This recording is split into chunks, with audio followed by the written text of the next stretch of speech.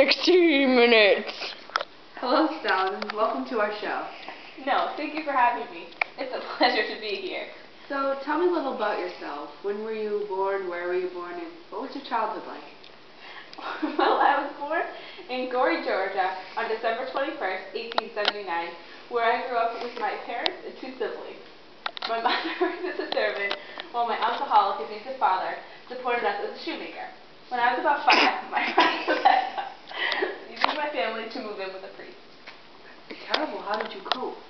It was definitely tough without my father around, but my mother worked her hardest to support us and educate me enough to move on and be successful. And I was, actually. I graduated from church school in 1894 at the near top of my class. Well then, the hard work has certainly paid off. You were definitely considered successful. Yes, but it definitely took some time. I was an outsider, and no matter how hard I tried to belittle and forget my past in Georgia as I became a Russian leader, my accent didn't fade. And when I first became a revolutionary, I ended up taking the name Koba. For a while, after a Georgian bandit.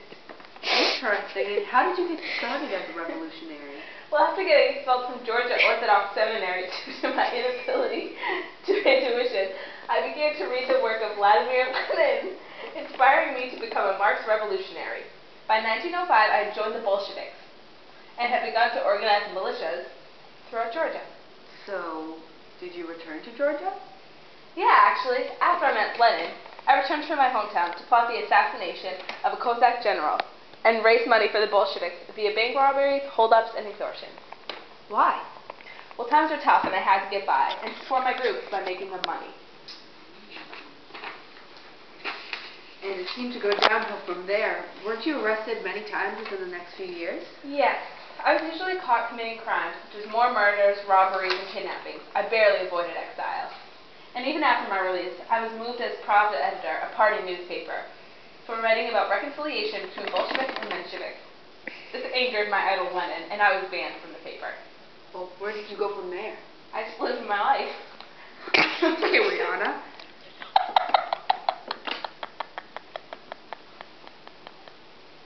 Sorry. I moved to Vienna with a fur car, raised a family, and wrote an essay titled Marxism and National Question. Was sent to fight the war, but with an injured arm, I was unable to serve. And finally, I finished up my exile, hoping for a clean start. How did that work out for you? Well, I started out just a party member. However, as time went on, I slowly but surely became a part of Lenin's, now the leader of Russia, inner circle. Soon, I was named People's Commissar for Nationality Affairs. I was depended on by Lenin in situations such as the Russian Civil War. But didn't Lenin disagree with your way of thinking? In some ways, yes. However, when he died of a stroke in 1924, a new leader was necessary. I had been faithful to the Bolshevik Party for a long time now, and the succession of Lenin was between Leon Trotsky and I. Although Lenin had written notes about how he disagreed with my ways and did not want me in charge of Russia, the final decision came down to the votes of the Russian people, making me the Russian leader. It's incredible how you came from next to nothing and accomplished so much. By the time where you were about 40, and from then you took matters into your own hands. It took a lot of determination. But once I had a country at my feet, I wanted total control. Call it selfish, conceited, whatever you want. But I banned the Russia with the top.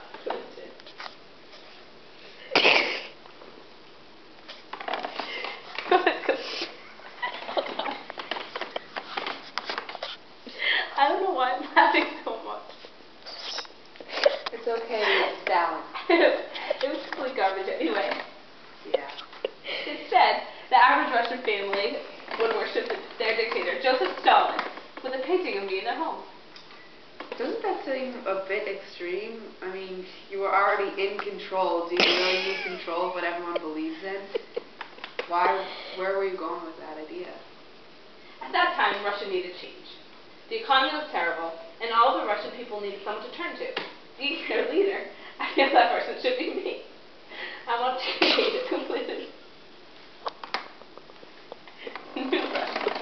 Turn it around. How did you go about doing that? You had to turn to an entire nation. That can be really difficult. I call it the 5-year plan. I plan to industrialize all of Russia, which I did by collecting resources, such as wheat and crops from the farmers. I did this in order to build steel plants thousands of miles apart which were linked together by railroads. So you do realize that this has killed thousands of people, right? You didn't improve the economy at all. You actually put many people, for example, farmers, out of business. This process took time. Maybe it wasn't good for those people individually, but as a whole, Russia was improving immensely.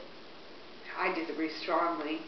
What did you do with those, like me, who didn't like your way of dictatorship? Well, there were quite a few people who weren't completely comfortable with industrialization. This is where the NKVD, or the political police, came in. Anyone who was going behind my back, showing disloyalty, or poisoning others with any ideas other than mine, were taken away. I deserved respect, and I was going to get it. And so far, I am still successful. You wait. Soon Russia will be the best in the world. Well, the deaths, arrests, and unemployment of millions doesn't seem to be adding to a better Russia, in my opinion. However, we are running out of time. I wish you good luck in some sense as you continue to rule Russia. Goodbye, Mr. Stalin.